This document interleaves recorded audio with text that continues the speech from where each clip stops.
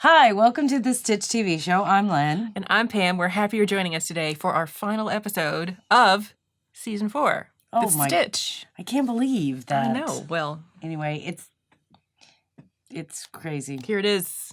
Here it is. And what is this? It is the perfect soundtrack for your sewing room. In addition to our talk shows, we also post tutorial videos, virtual stitch-ins, and book clubs. You can learn more at thestitchtvshow.com. Our show today is brought to you by our friends EnMart and QT Fabrics. You can learn more about them in the links in the show notes. Yellow. Yellow. I know. I love yellow. It's so cheery. Yellow. Yeah. Yeah, it's very Or beautiful. as my niece would say, yayo. Yeah, she had a hard time with her Y's. I don't think my She kids said yayo. pronounced yellow. And it was her favorite color, too. Oh, like that's nice. Lily, even today, I noticed when we spent some time with them in the last couple weeks, we were picking out something. She was like, oh, yellow. She can say yellow now, but when she was little, it was yayo, which I thought was adorable. Again, Radiance line from Dan Morris for QT Fabrics. Love it. And I love that we've got the little purple thread. I'm like, oh, from EnMart. It's the Iris cotton, and it just goes. It does. It does. And this is their cotton thread. I believe so. So that's really nice, too. So they do cotton and polyester. Mm-hmm. So in a variety of colors. Right. Exactly.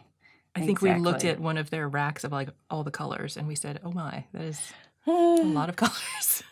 Exactly. But I want all the colors, so, you know, there it is. That's not a surprise. I know.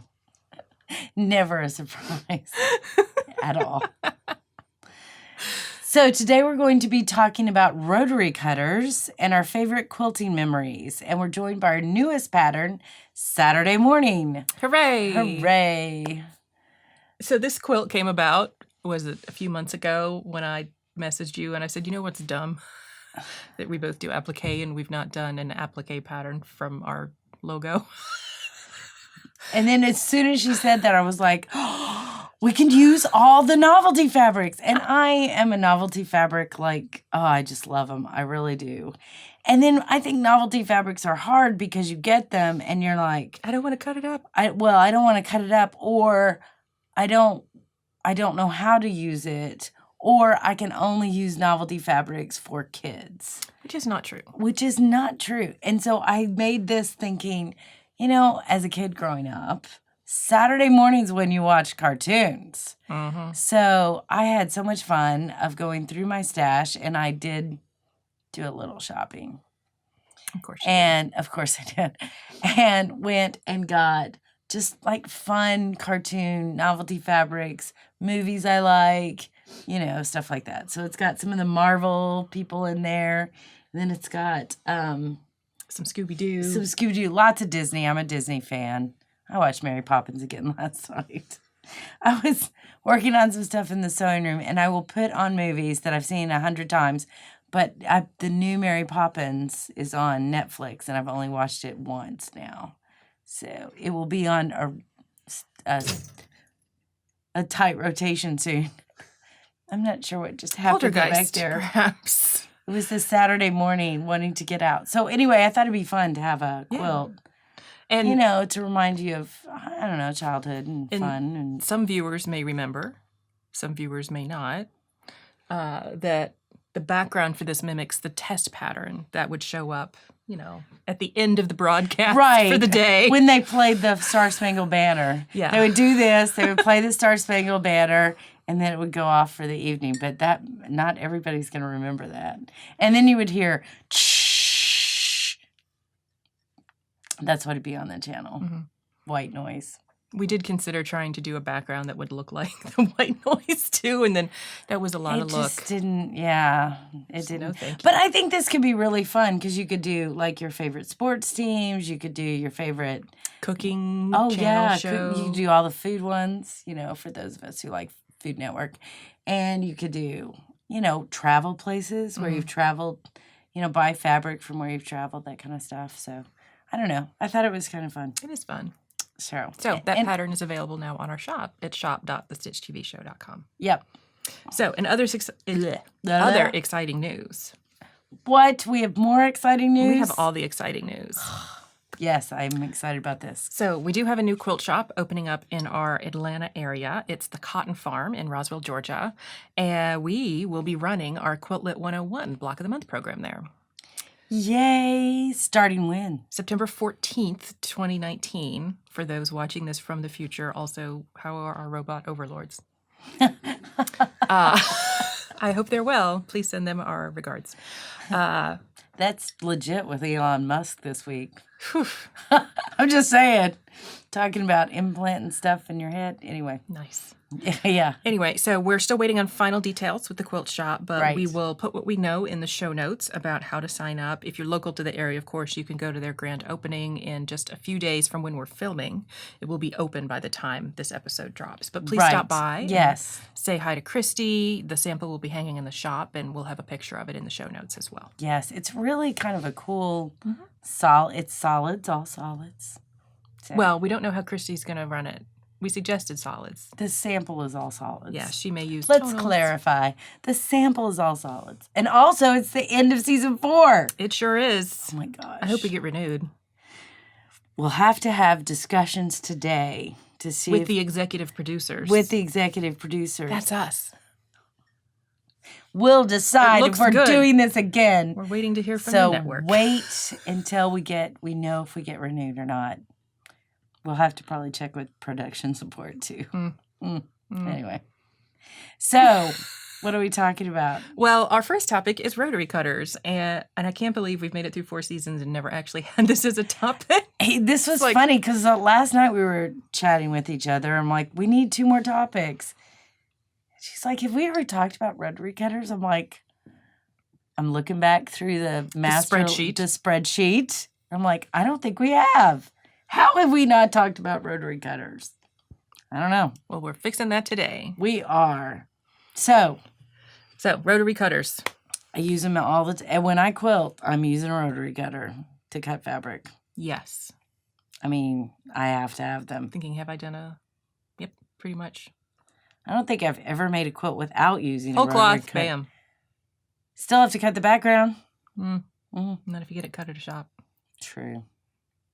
Okay, unless you're doing a whole cloth quilt, you will need to know about this topic. Or you buy the kit from somebody. Yeah. With the pieces cut. The pieces off. They always make you recut, though. Oh, no, All right, it's English so- paper piecing. Anyway, we God, digress. I'm allergic to that. Anyway. Okay, that to me... Mine is teal. Mine's... But look... Okay, so here's a tip.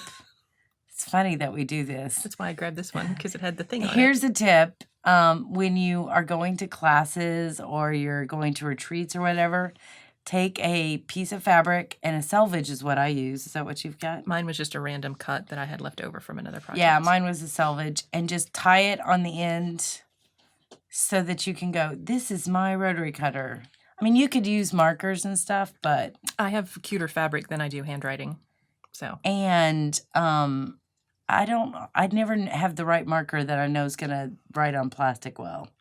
I also have a sister-in-law with the same name as me, and so if she showed up, she could grab it. She could take it. That would not be good. My She's not a sister-in-law quilter. does not have the same name, so there you go. So put a thing on it. So this is a basic, I think, 45 millimeter blade. 45 millimeter blade, and you reveal the blade by pulling it towards you. This black Yes. Mine is yellow. apparatus towards you. This is Olfa. Is yours an Olfa? It is. Okay, just a different. I think Olfa's got some kind of... They got a bunch of colors. Yeah, they got a bunch of colors, and it seems like... Are they the ones with the new red ones because they're 50 years old, or ruby, or... Possibly. know. I think so. I don't remember. So anyway, these are just the basic blade. I think if you had one rotary cutter, this one you're going to see the most often. Yes. Kind of thing. So, and I'll put them over here, and we can show a Yep. picture of all of them later. And we'll know that one's mine because it's teal. Because it's teal, but you've also got the cute little thing on the I bottom. do. All right, so I think the next one from Olfa, which is just a bigger blade, but it's the same style. It's when you reveal the blade by pulling it towards you. Mm-hmm. And why would you need a 60 millimeter instead of a 45 millimeter? Because I'm special. What's the benefit of that? Oh, if you're doing larger stacks of, So my advice on a fabric. 45 millimeter is not more than 6 pieces of fabric stacked Yeah. up. How many pieces could you go with I that? still don't go more than 6. Just because of accuracy? Yeah, just because of accuracy. But I have to admit, if I'm grabbing one, I usually gravitate towards this one than the smaller one. I don't know if I just like the way it handles or whatever, but I do tend to use my 60s more often. And I said 60s because I've got some others. So, but I will say that this is not my favorite style of rotary cutter. I mean, I think it's basic and we both have it. Well, because it was at the big It's box shop where I was when I first started Yeah. quilting. And again, little cute little fabric that kind of thing. So now I also have a 28 millimeter, which is tiny, and that is good for curves. 28. Yep. Yes. I have a different manufacturer for mine, but the operation's the same. Actually, the operation's the exact same. This is what we suggest if you bought our pattern stripper's knot, or if you bought any pattern that has you cut a curve. You want to slow down, and a smaller blade will give you more accurate cutting on your curves. So, but you can also go crazy and get the 18. I have never even heard of that before. Really? Yep. Why did I have this?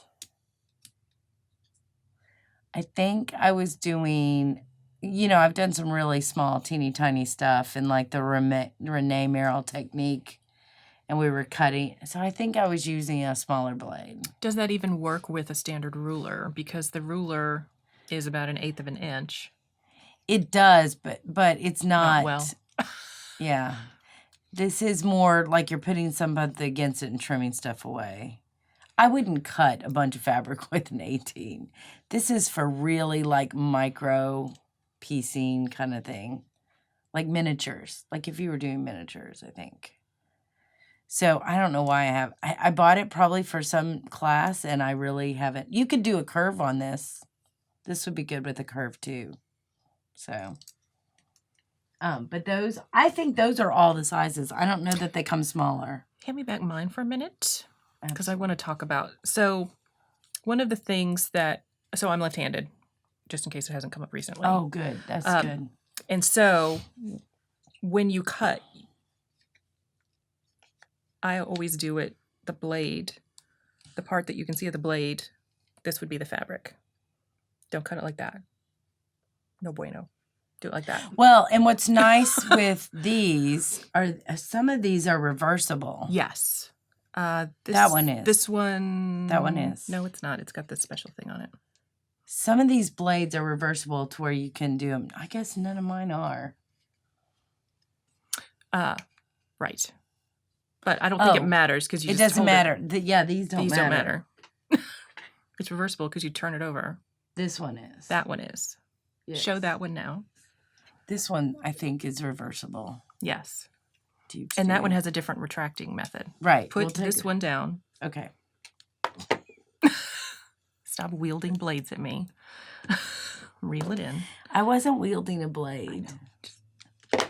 It was closed. Anyway, this one is reversible. So if you're left-handed, it's really great that you can switch the sides so that you can cut with your left hand, because your blade needs to be next to the ruler. And it should be straight up and down. It shouldn't be angled. Right. But sometimes that's difficult if you have hand issues. Right. Like arthritis pain or just general. Where I think these blades with a handle, if you have hand issues, this is not your best blade. No. And so this is really common, but if you have any kind of carpal tunnel or hand type of issues, you definitely want to use one with a handle, or let me see if that back up there. Or an ergonomic cutter. Right. Which is really confusing when you see it the first time. Right. So these are Martelli. Right. And they are different because right and left-handed. Mm-hmm. But you wrap 3 fingers around this and you put your index finger along the edge. And this helps you maintain the proper angle because you can't really go without dragging and getting issues. So you can see that, I would cut right-handed against the thing. She's going to cut left-handed against the ruler. And you can see our hands are... Yeah, and then it's got a cover that swipes up over. Yeah, this cover right here will reveal the blade. Yeah.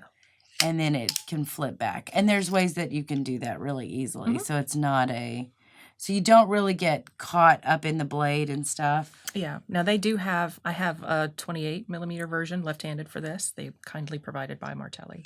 But yeah. This is good if you're doing a lot of cutting. And I will tell you, we've got a relationship with Martelli. They've, provided some stuff for us to try out and things. They didn't provide this to me. I owned it way before I knew them. I owned one as well, and then they gave me a new one because the handle style changed. So I would recommend, this is probably one of the best cutters if you have any kind of carpal tunnel type of thing. And it's a great cutter. I have to admit, I do use it now, quite often. One note, so the Martelli rotary blades are different from some of those available on the market because some of the rotary blades have a notch cut out from the center where it gets mounted onto the handle. Yes. Martelli blades can't use that notch. It'll affect how it actually engages with the cutter itself. So you want to watch out that you've got the right kind of blade. Now, different brands sell different replacement blades. In many cases, they're kind of interchangeable. Just pay attention. Some they aren't. Yeah, when you buy the cutter, is it the kind that has the notch in the middle or the kind without the notch? Okay, and let me say this too, because there was a rumor or stuff that went around the internet, I don't know, a couple of years ago, where people were going to... It was 10 years ago because it happened in our guild. So there's a discount hardware store in our area that sells carpet cutting blades that are the same 45 millimeter size, but the quality of the blades is not as good as those you get from quilting shops. Right. And so people were buying them going, oh, these were so cheap because they're very inexpensive. Yeah, but they're cheap and they would last for 2 cuts, or they would come with dull parts already on the blade. Yeah. And then it was just kind of annoying. Annoying waste. Yeah. If you've got a nick, or if you're seeing that when you're cutting something and you get every 3 inches, you've noticed that a thread's not cutting, you've got a nick in your blade. Yeah. So change the blade, sharpen the blade, that kind of stuff. All right. What's the deal on sharpening blades? Do you have a thing that you use to sharpen blade? Okay. I do have this, which is a sharpening tool that you put the blade in there, and one side's got the grit sandpaper, and the other side kind of has a polishing, and then this, and you put the blade in there and do this, and then you turn it over and do this kind of thing. I've had mixed success. That's exactly what I'm going to say, yeah. What I have found is it's good for extending the life by maybe 5 to 10 more cuts. But I think just either I don't have the aggressive energy needed to really make a difference on the sharpness of the blade. Right. So I know some people have had success with them. There's electronic ones. I have the electronic one, and I haven't used it enough to be able to give you an opinion. I got one for my mother-in-law because I know she was interested in it, and I don't think I've heard from her how it works either. So there's some solutions out there. There's even a service, I think, where you send in old blades and they'll take those and resharpen them and then send you sharper ones kind of as an exchange program. So that's something to consider as well. Go on sale. That's what I do. It is. But I will tell you that I'm, and my friends have kidded me for a long time that I'm really bad at changing my needles. It's because it's true. Just as bad at changing my blades. And it's almost like you're I can just keep cutting with it. I don't want to, and it's not I don't know, it's just a pain to change them. And it's really not. It's just in my head. So, but when you do change it. It's like magic. It's like butter. Oh my gosh, this is so good. Oh. This one's a little more difficult to change because it's got a weird spring in here. So just. There's they've got technique. videos on. They've got videos how to do this one, so definitely look at that. Here, and stick mine over there too. Okay. So our Martellis, those are cute. Okay, the other two, I'll let you hold this Oh. one. Real quick, Okay. before we start talking about other types of blades and stuff, how do you store old blades? Do you just chuck them in the trash, Lynn? No, I Don't do don't. that. I try to put them in something that's like a container that then So I have been quilting long enough that I have an empty container that I had bought blades in, and I just wrote old on it. that's what I do. And yeah. and when that gets full, I then I throw it throw away. that one away with the blades inside of it. Yeah. Safety first. Yes. Don't just wrap it in a paper towel. That's not going to do Right. enough. It'll cut Yes, through that. don't do that. So you hold this one. These are two different companies, but the same kind of technique. You engage the blade by, that one you push, but this one you, when you grip it, you engage the blade. And then you'll notice both of them have these kind of stop mechanisms that will hold the blade out so you don't have to keep it gripped. So if you do have gripping issues as a quilter, these are great because they'll hold the blade out for you, but you can retract it and it is in that more comfortable, I think. I mean, not for me because this is right, because weird. it's, yeah, I'm not right-handed. right. But it's more comfortable. This one's reversible. Yeah. This is one This of the ones style that's is. reversible. Yeah. So I think this is great for people who need, or you're going to a class. Like, I will admit, I am not great at retracting my blades. In a class, and that's dangerous. No, because- not in a class. Well, at home. oh, yeah. I'm conscious of it in a class. At home, I'm bad because it's me in my sewing room. I don't have cats that would get up on a sewing table. I don't have children around that would be on a sewing table. I have my husband, but he knows better, at that point. But I also have a tendency to, as I'm shuffling things, sometimes things get pushed off the table, and I don't want to slice my foot open. So True. even if I True. didn't have cats, I would. I'm just saying I'm not as conscious of it at home because I don't have those extenuating circumstances kind of thing. But I did get in trouble with it in a class because I kind of said that, and then the lady told the teacher on me. She doesn't retract her blades. Like, really? People? Okay. So are there fancy blades? There are fancy blades, and you can buy these fancy blades at Well, online, big box stores. big box stores. Occasionally a local quilt shop will carry them. Yeah. So, And what do the fancy blades do? well, they will give you kind of like a ruffle cut, right? And Like a there's serpentine looking edge? yes, or a pinking shear kind of cut. I have only used these once in one class, and it was a great technique. But, and these are super sharp. Like, this is a pinking shear. Do you want to hold it over the other camera? I don't. Yeah. How well will that show up? There you go. I'll put this one over there too. And so when I have used those, it's been on fabric that has been fused to a fusible web, and it's meant to complement an art quilt in some way as a Right. trim or a decorative edge. Right, and that's when I've used it. So what I did is I just took the blades are made by Olfa, so I took an Olfa ruler or cutter, and I took off the regular blade and just put this one on, and I leave it on here, and this is just my fancy cut. Warning, please remember this. If you are using one of these fancy cutters, do not use your good cutting mat. Do not use your good cutting mat. Do not use. The reason is it will damage your cutting mat, which does not make sense in our heads because the cutting mat's used to, cut with rotary cutters. It is the kryptonite to the self-healing mat. It is horrible on a cutting mat. So get a cheap cutting mat. Get one of those cutting mats you've warped and you don't know what to do with because you left it in a hot car. I know y'all have done that. I've done it. Get one of those. Get a small cutting mat that if you're going to use these blades, that's the only thing you use on that cutting mat. And it's because of the blade's not straight.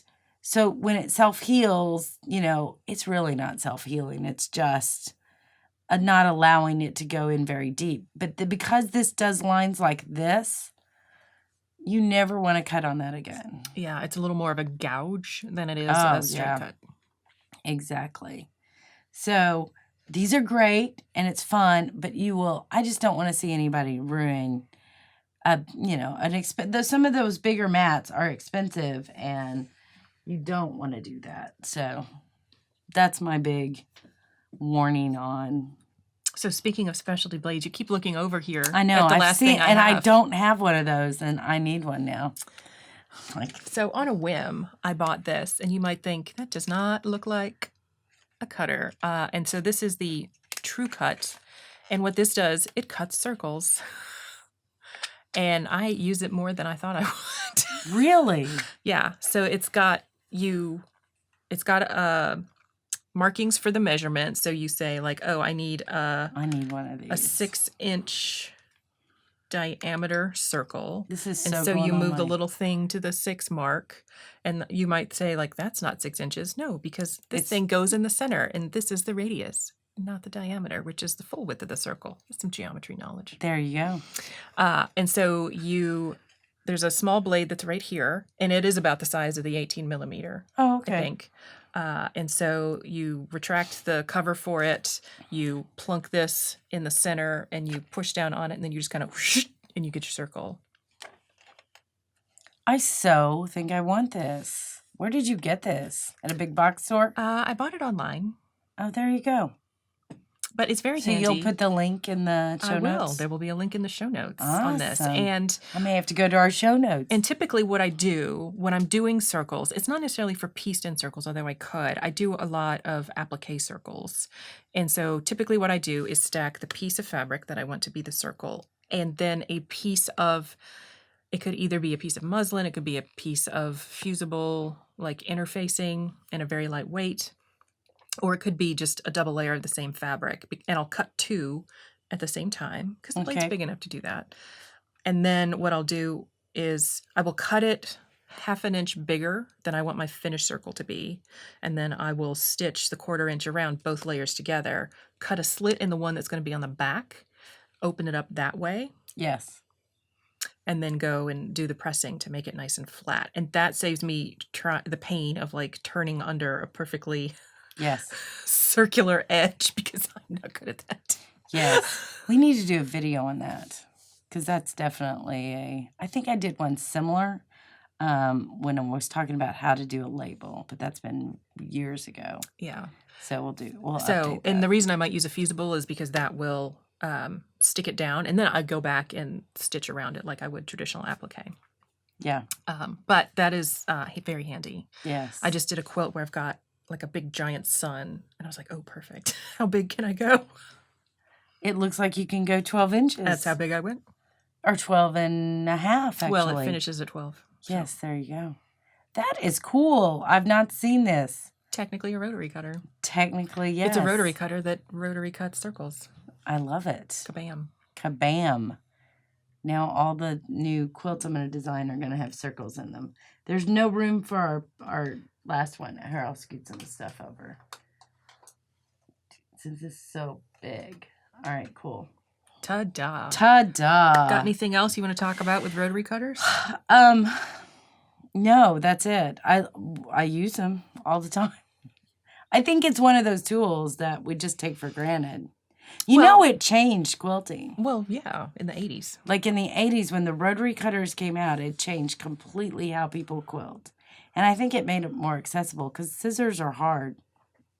Not really. Cutting accurate shapes and all that. Scissors can be. There's a lot more fabric marking. that flops around and stuff. Yeah. Awesome. So now we're going to take a closer look at Saturday morning, and we will be right back.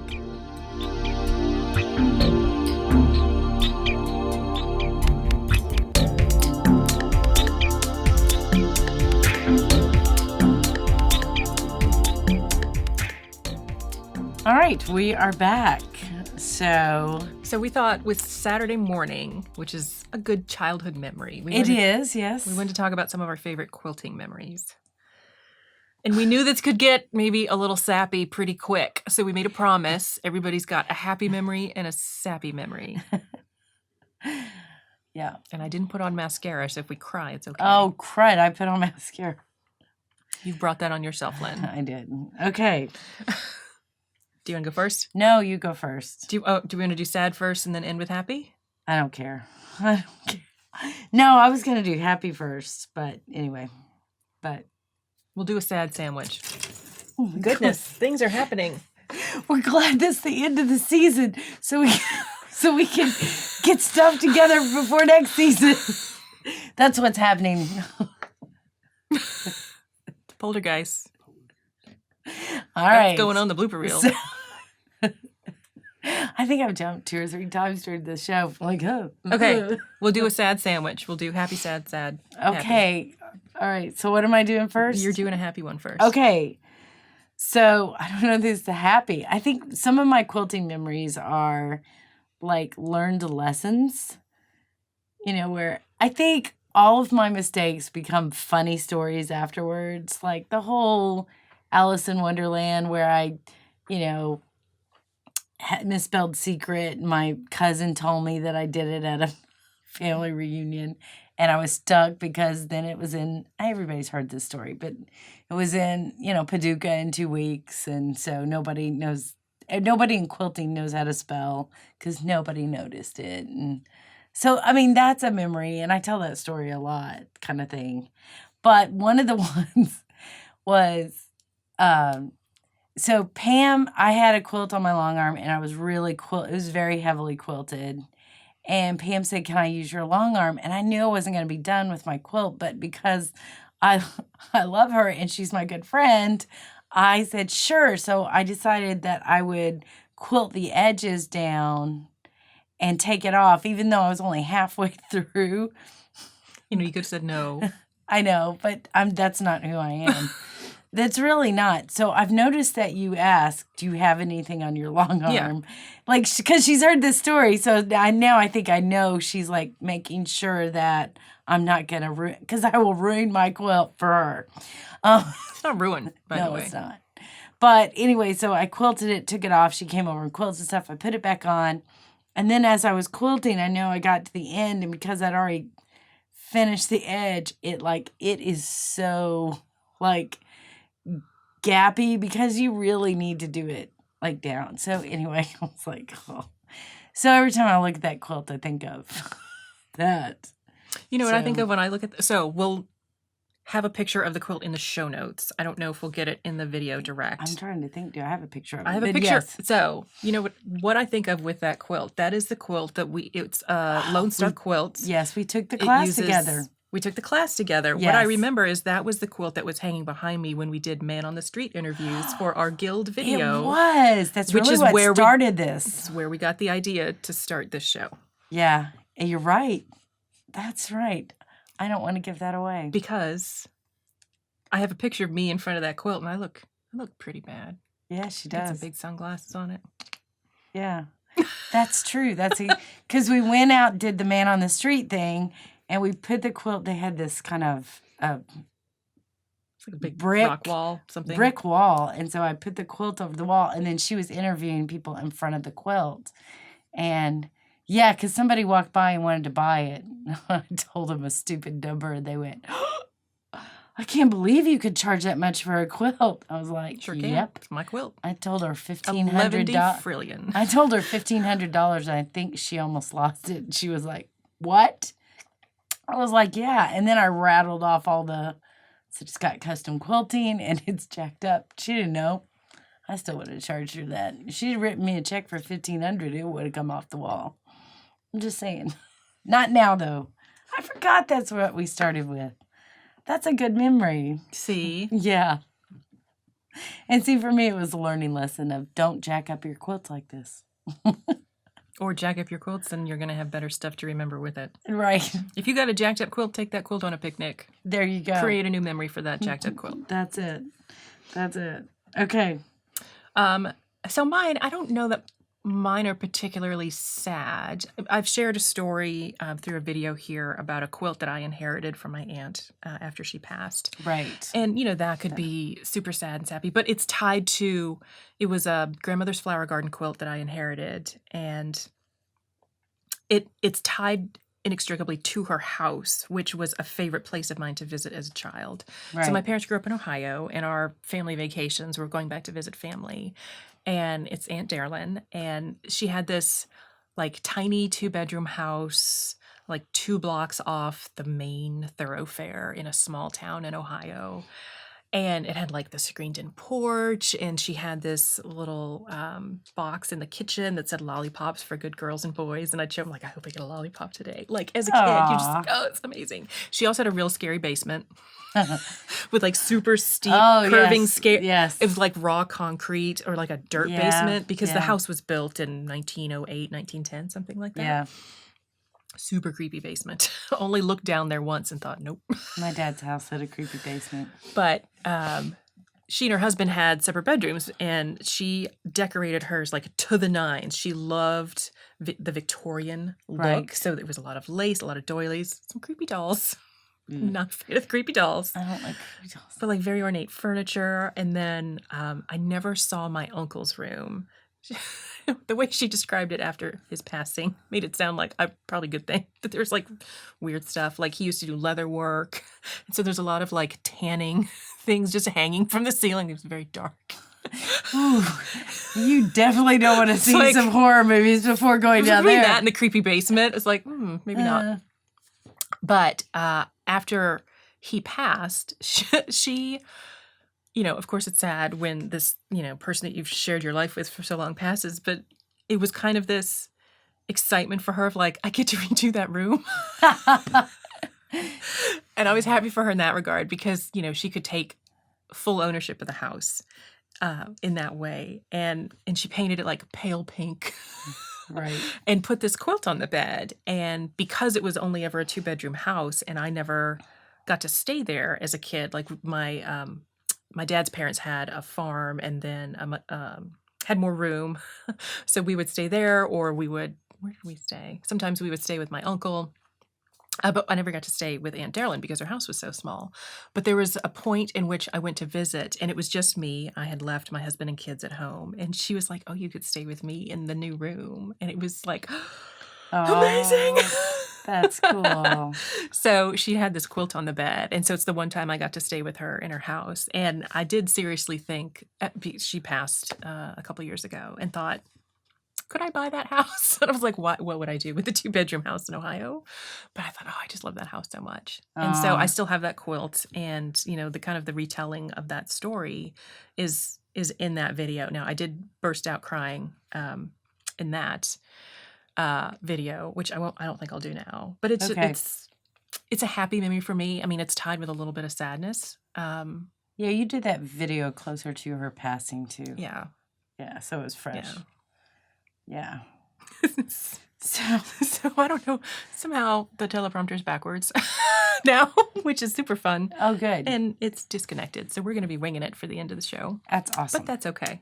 So hit us with one of your memories. Well, okay, I've got 2 sad ones and 2 happy ones. So, there's a quilt upstairs that means a lot to me, and it's not the best quilt I've ever done, and it's not a quilt that, is going to get any awards, and no one would walk in the room and pick it out. But it's the last quilt I'd made for my mom before she passed. And God, I'm going to cry. And I remember getting it back. And I told my sister, I want my quilt back. And she didn't have any problem with that. It wasn't like anybody was arguing over what I got or whatever. And I remember getting it back, and it smelled like her. And that was tough. Mm-hmm. I was really close to my mother. And she died 6 years ago now. Mm. It was before we started this. Anyway, and I just remember, and it's lost that smell. So that's kind of, But I remember that moment of just she was there, and she used it every day. She loved it. I told her I made it for her because she had moved into an assisted living place, and she had this cute little living room area that my sister had helped decorate. She was in Nashville where my sister lives, and it was kind of these browns and blacks and tans, which was always her favorite colors. And I made this quilt to go in that living room, and she put it on her bed. She was like, "No." And so she slept on it with it every night. So it was like really special, but that was the last gift I gave to her. Yeah. So yeah, there you go. Ah, So happy memory now. Well, I'll take off my glasses like that. I mean, I can tell a different. So another one of mine isn't necessarily tied specifically to quilting, but one of the reasons that I'm into quilting is I had sewn since I was 5. And I learned from my mother and Grandma Eddie, which is one of the names of our company. Ed and Eddie comes from. And just the memory of being at the desk in like the bonus bedroom in my mom's house. And it had like this weird like rope edge texture. It was a wood desk, and that's what the sewing machine sat on. Right. And I remember the texture of the edge of that desk and learning to sew there, or like seeing Grandma sewing at the sewing machine when she came to visit in the dining room, and she'd be like, just hand me scraps. And then I started making doll clothes. And I had a real fondness for Little House on the Prairie. And so I wanted to make my own version of Charlotte the Rag Doll because she got a raw deal from that little jerk, and I don't remember the character's name, that like took the rag doll and left her in a puddle. Who was the mean girl on Nellie? Nellie? It wasn't Nellie. It was like Nellie? Laura's little cousin. It's It was funny. like pitching a fit. My other good friend she loves Little House. I mean, I liked Little House on the Prairie, but I wasn't totally into it. But she literally has the ringtone of her phone is the Little House. I never got into the TV series, but I love the books. And so, I remember in that dining room, and she was handing me fabrics, and I had some Barbie dolls, but I wasn't as into them. And I remember just hand stitching and making these clothes, and that being the foundation on which, I got into quilting because when I got married, my mother-in-law is a quilter. Right. And not that we like sit around together and quilt. She does a lot of hand stitching, and it just reminds me of that connection to my grandmother and my mother. Now, that being said, like, girl, we had some real ugly homemade clothes, like patchwork corduroy, which, as I am a mother now, I appreciate that you will always know where your child is because you can hear them from the intense amount of friction. Now, when I had that outfit, I was 2-ish, 18 months. We lived in Germany at the time. And so it was colder, but you can't get that much friction now in the South is not acceptable. So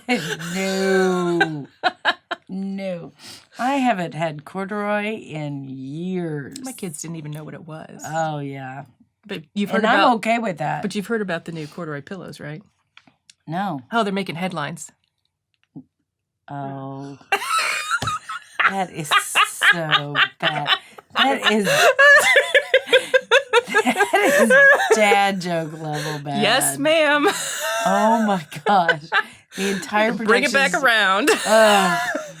All right. So I've got 2 other quilting memories. One's happy, the other's sad. So I think we make quilts for ourselves. Oh, this is going to sound stupid. We make quilts for ourselves, and we make quilts for other people. And how they impact them, I think is important. So I had made this quilt for myself, and I was showing off to an artist friend of mine. This guy is an extremely talented artist, right? And it was a pineapple quilt. And so, pineapple quilts have, 30 jillion pieces per block. It's a queen size. Oh, goodness. And I did half square triangle, 2-inch border, and then a 1-inch half square triangle border, and then a regular border. I mean, it had some details to it, right? And on the back of it, I put this, it was all, and one of the spiky things that go out, it was just various dog fabric and then red on the alternative sides. And I'd put on the back of it, I'd put this really kind of fun fabric of dogs doing yoga. Cartoon drawn. It was funny. Right?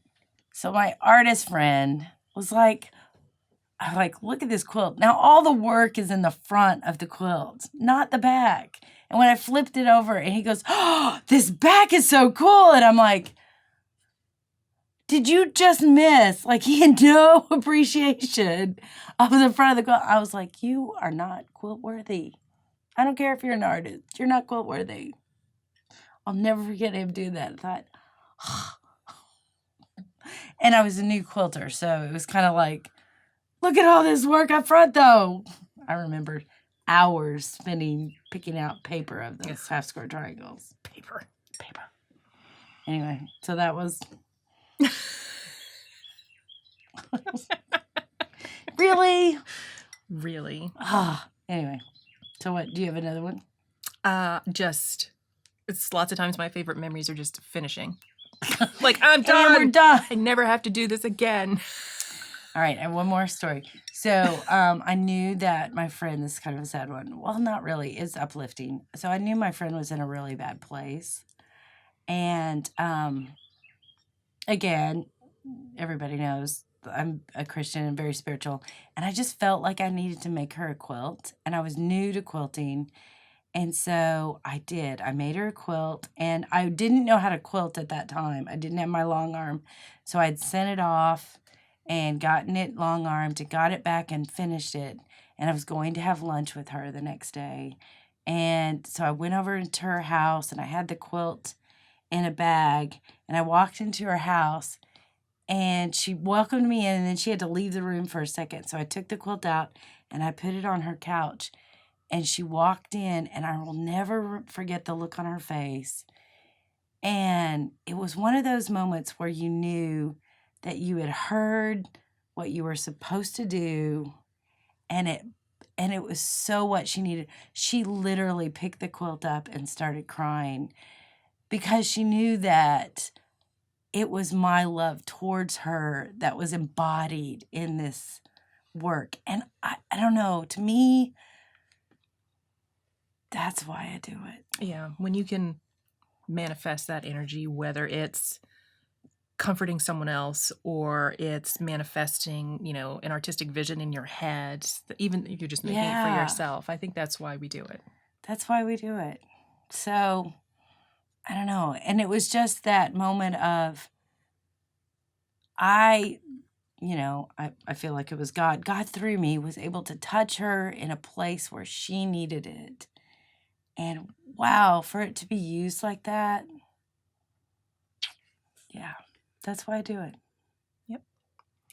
So let us know, are your quilt memories happy or sappy? You can leave a comment on our blog or here on the YouTube channel. This is the end of season 4. It is not the end of the stitch, however. So we look forward to hearing more from you. Don't forget, you can get the pattern for Saturday morning on shop.thestitchtvshow.com. Stay tuned for our next virtual stitch-in and book club episode. We'll have those linked on the YouTube channel. And we'd like to thank 77 Peaches, Big Think Productions, for helping to produce this stitch. And be sure to like, share, and subscribe. And that's all I remember. I know. We are I winging know it. we do it every week, but again, it's a great the way to end. end season 4. Yay! You can find all the information that we're talking about on our website, thestitchtvshow.com. Stay tuned for more quilting Chat with friends.